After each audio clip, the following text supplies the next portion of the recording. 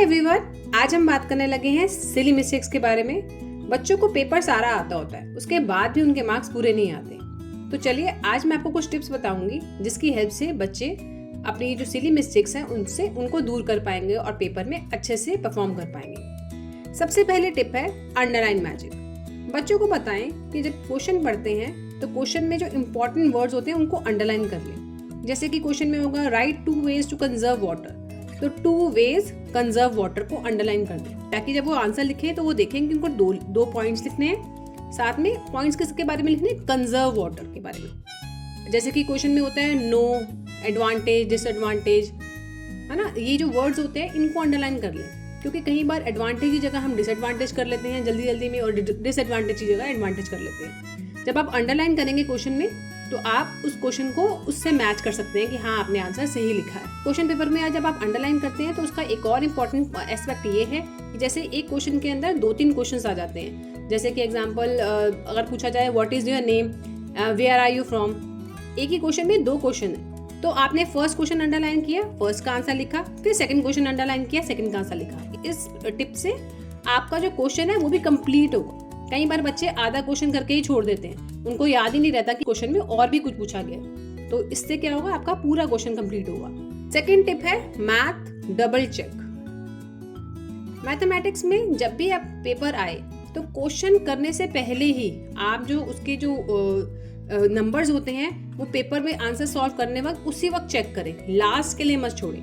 क्योंकि कई बार ऐसा होता है कि अगर हमने क्वेश्चन ही गलत उतारा है तो हमारा आंसर गलत आएगा और लास्ट में जब आप रिवाइज करेंगे तो पैनिक हो जाता है बच्चों को और वो वापस से सारा मिटाने में काफ़ी और मिस्टेक कर देते हैं। तो इसलिए जैसे ही क्वेश्चन आप आंसर शीट पे उतारें तो उसको साथ ही चेक कर लें और तब उसको सॉल्व करें।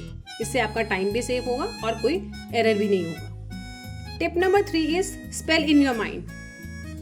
बच्चे स्पेलिंग्स में बहुत मिस्टेक्स करते हैं, तो जब भी आप कोई भी स्पेलिंग लिखवाएं बच्चों को तो उनको बोले अपने माइंड में स्पेल करें पहले उसको। जैसे एस्टाउंडिंग है तो वो पहले अपने माइंड में बोले एस्टाउंडिंग। ऐसे मतलब माइंड में बोल के लिखने से जो स्पेलिंग मिस्टेक्स के एरर हैं वो काफ़ी कम हो जाते हैं। नेक्स्ट टिप है टफ क्वेश्चन स्ट्रैटेजी। खासकर जो छोटे बच्चे होते हैं, जब भी वो एग्जाम में पेपर सॉल्व कर रहे होते हैं तो वो क्या करते हैं, जैसे किसी क्वेश्चन को उनको नहीं आता तो वो वहीं पे रुक जाते हैं और उसी पे लगे रहते हैं। तो आप बच्चों को सिखाएं कि आप जैसे अगर आपको कोई क्वेश्चन नहीं आ रहा समझ में, उसको क्वेश्चन को साइड में सर्कल कर दें ताकि एंड में आप उसको सॉल्व करें, अभी के लिए उसको छोड़ दें ताकि आपका टाइम वेस्ट ना हो और आपका माइंड फ्रेश रहे और आप पैनिक ना हो जाए और आप घबराहट में बाकी क्वेश्चंस को गलत ना करने लग जाए। इसलिए जो आपको टफ लगता है उसके लिए एक मिनट पॉज लीजिए, क्योंकि थोड़ी देर बाद करने में शायद आपको वो आंसर आ जाए। और कई बार ऐसा भी होता है कि क्वेश्चन पेपर के अंदर भी आपको कोई ना कोई आंसर मिल जाता है, तो इसलिए उसको उस वक्त के लिए छोड़ दें और साइड में सर्कल जरूर लगाएं ताकि लास्ट में आप उसको दोबारा से कर पाए, आप भूले नहीं कि आपने ये क्वेश्चन नहीं किए।